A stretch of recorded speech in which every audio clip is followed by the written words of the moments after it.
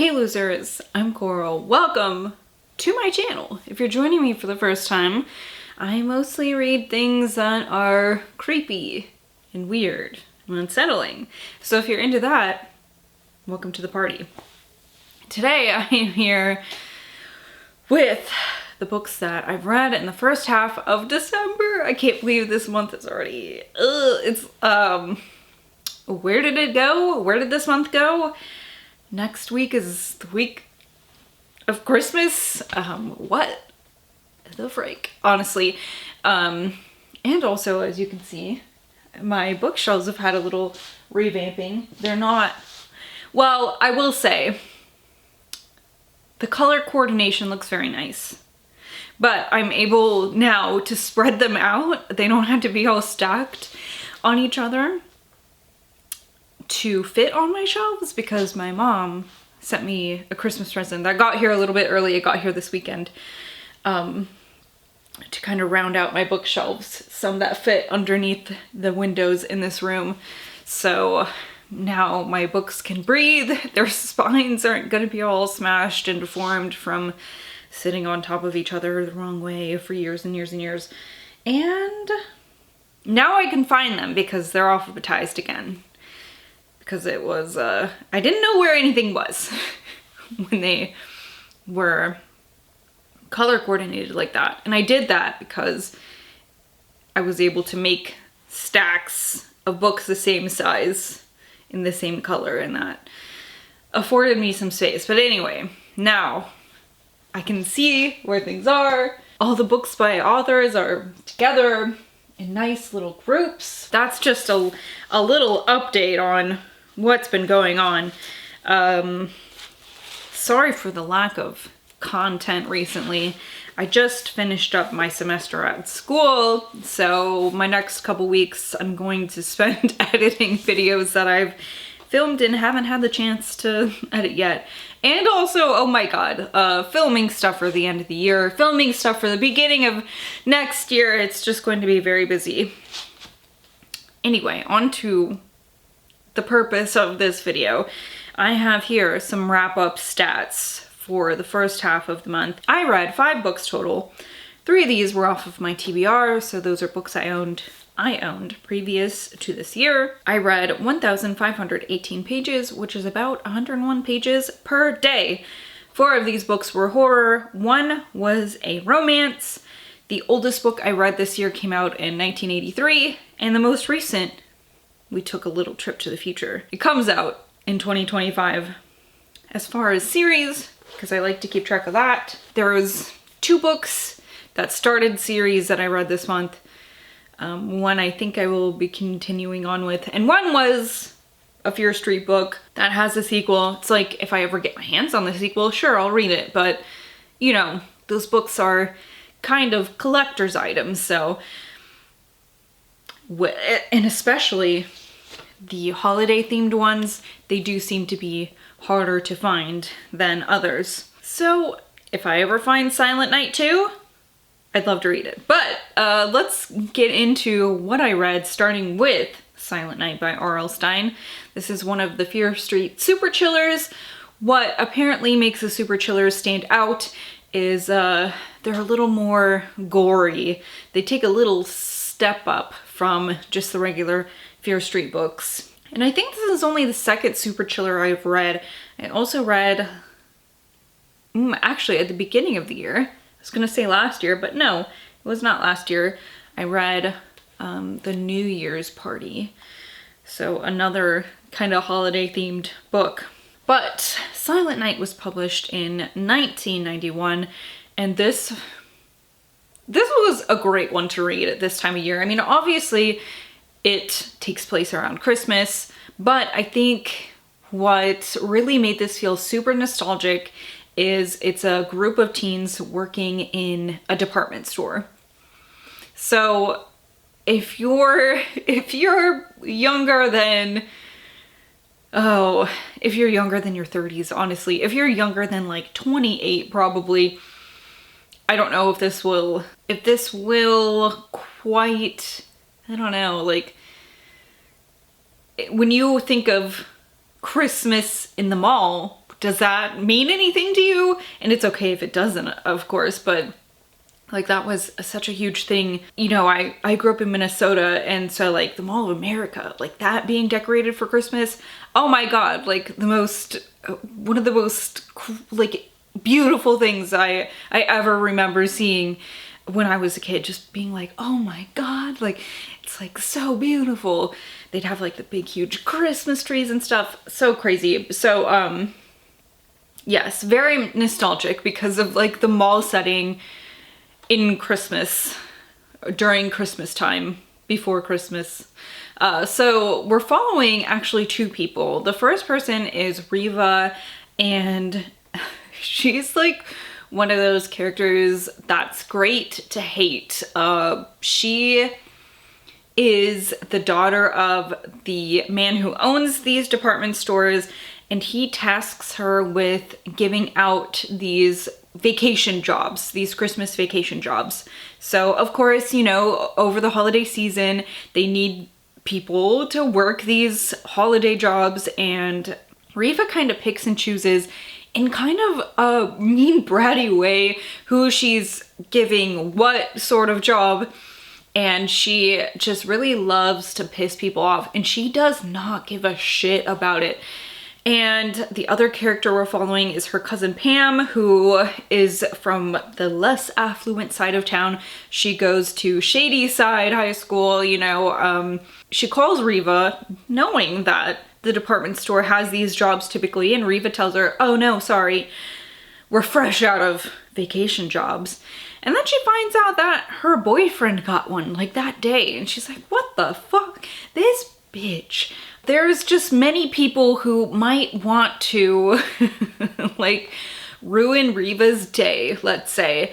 And somebody is starting to pick on Riva, starting with putting a needle in a lipstick she's been using at the counter she's working at in the mall.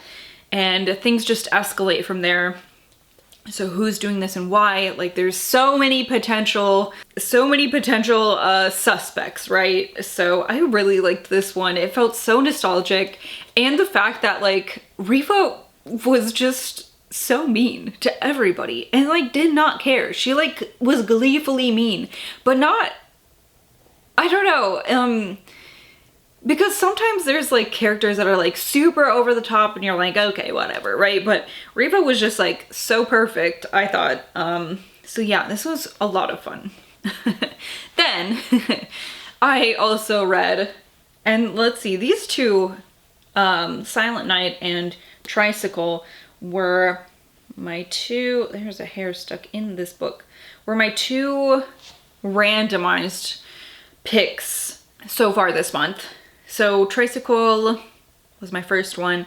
Silent Night was my second one. I picked another one this morning. If you follow me on Instagram, I've been posting those. I need to post them on YouTube as well, but sometimes I have to edit. I don't know. Anyway, so Tricycle, this was published in 1983, and this definitely has a wintry setting, but it's not like so outright wintry like Silent Night is. And this follows a man named Christopher who has recently had an injury that has caused blindness.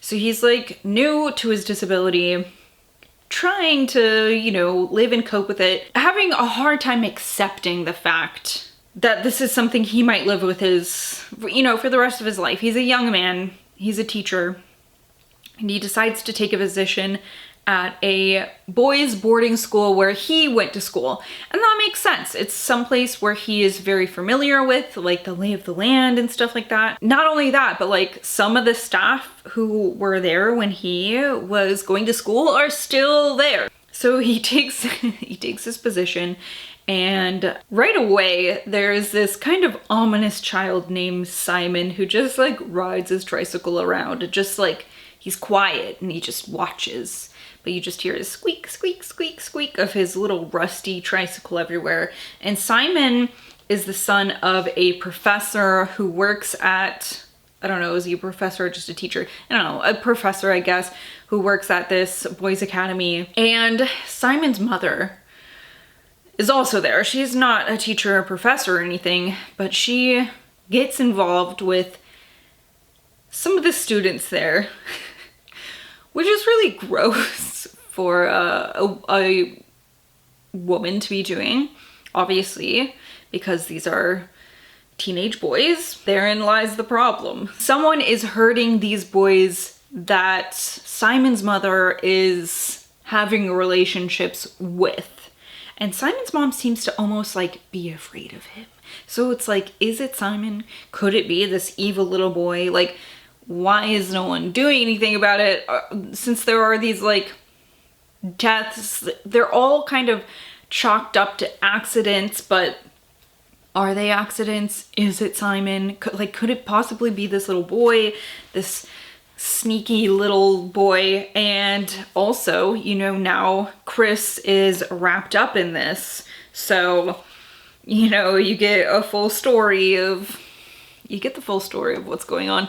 And I have to say, this was salacious. This would like give VC Andrews a run for her money almost. Like, this was like, from the first page, there is this wacky, like, non-con, I don't know, what do they call it? Like, what does the dark romance community call it when it's like, oh yeah, consensual non-con happening between a grown woman and a teenage boy in a barn. So right away you're like, and I read the whole thing, so I don't know, like, it's a weird one. It's a weird one for sure. Okay, and then the third and final one, as far as like my winter reading that I put on my random TBR, although this one I did not pick randomly. This one I picked because I was able to find an audio copy of it while I was putting together like my book stuff this weekend. So this was Where the Dead Go to Die by Aaron Dries and Mark Allan Gunnells. And oh my god, this book was so good. When was this one published? Yes, this was a 2016 release. Okay, so this is a zombie book, which we're oversaturated with zombie stuff, you know, in the last decade, I feel like. And so sometimes when I hear that, I'm like, do I really care about reading a zombie novel? Probably not. However, this had a really interesting thing thrown in there, which was that the main character, Emily, who is a nurse, works at a hospice care facility for people who have been infected with this virus but have not turned yet. So this virus is a little slower acting than other zombie viruses. It could take weeks for these people to turn, and so, you know, some people live in these hospice care facilities until they turn into the undead. Emily has a 10-year-old daughter named Lucette, who's very sweet. Although some of the things that Lucette did and say, I wonder if either of these authors have had daughters or children that age, because she seemed a little immature, especially for what's going on in her life, which I don't know, could be some sort of regression type stuff if you really want to get psychological about it. But she seemed a little younger than 10 to me. But that's just being picky, I guess. She has a 10-year-old daughter, and there is this boy who is admitted to the facility who is just a little bit older.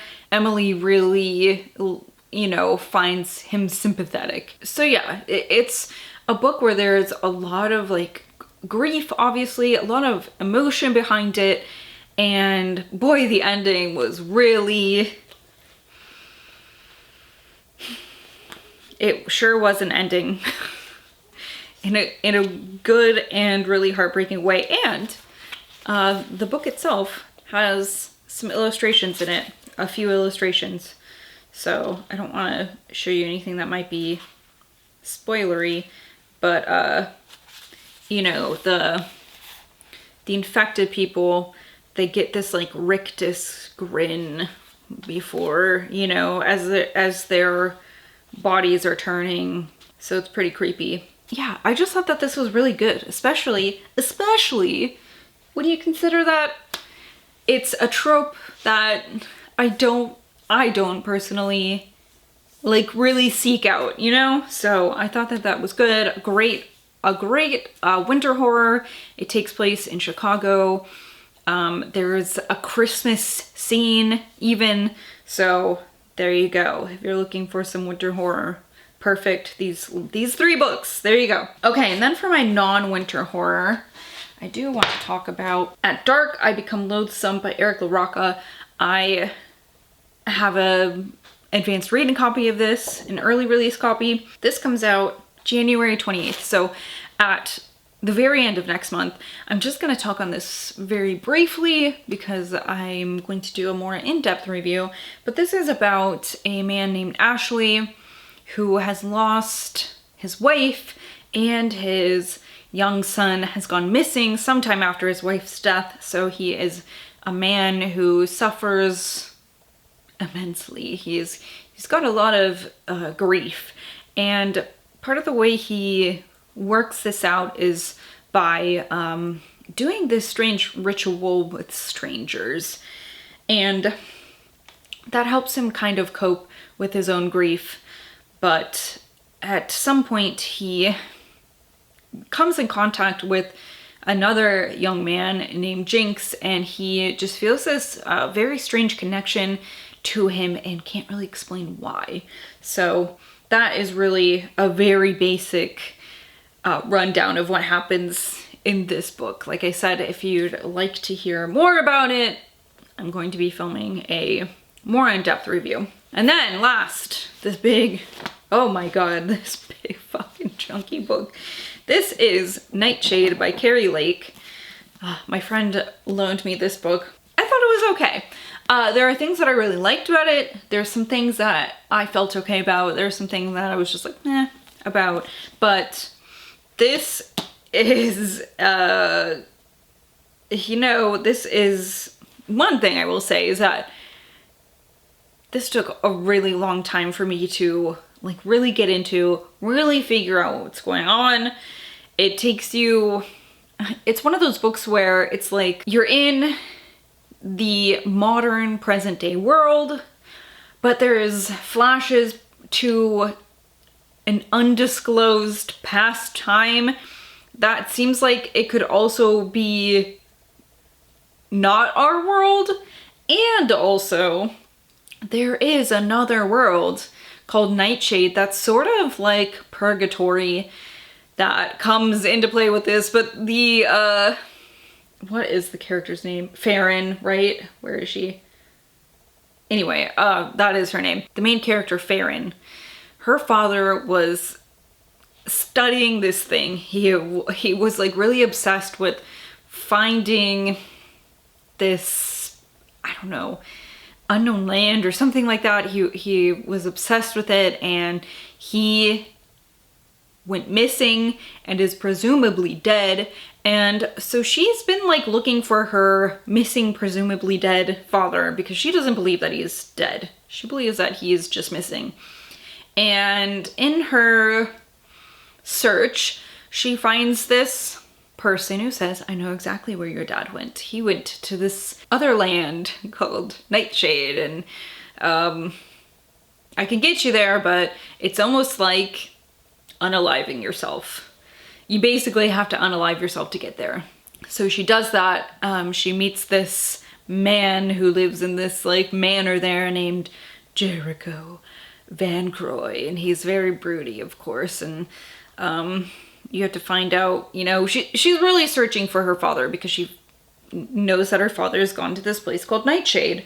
And does she find out what happens to her father? You'll have to read it and find out, but I don't know. One thing, well, I don't know. I don't know if I can really speak about what I didn't like, because I think that might give some stuff away. But one of the things is, no, I just can't even say it. That's okay. It just took a long time to get into it, and so I think that if this had been a book I had picked up on my own or something like that, I probably would have put it down. But in the end, like, I enjoyed reading it enough. I feel like the past parts were really good and the present parts were less good. But, you know, it just is what it is. It's a romance novel, a gothic romance. I did really like the aspects of religion being interwoven into this, of course, because I just like that. I find that really interesting. And yeah, I think that's all I have to say about Nightshade. So those are the books that I've read so far in December. That big honkin' book took me quite a while to get through. I've read it. I started at the very beginning of the month because I was like, I feel like this is the motivation I need. It's like I have to break through this barrier of this, just because it's so lengthy, you know. I have to break through this barrier to get to my other books, and I did it. And so now I've gotten to some more books, and I'm in the middle of a really good one right now. I'll leave you in suspense as to what it is until my next wrap up. Thank you so much for watching. I hope your December is going all right so far. I know, you know, in the States at least, this can be a stressful time of year for people. So make sure you are also taking care of yourself as well as you can. Make sure you sit down and give yourself some time to enjoy the activities that you enjoy too, because you won't get that time back. So yeah, let me know if you read any of these, what you thought about them, and I will see you hopefully in a video I've edited that I filmed 2 months ago soon. Goodbye!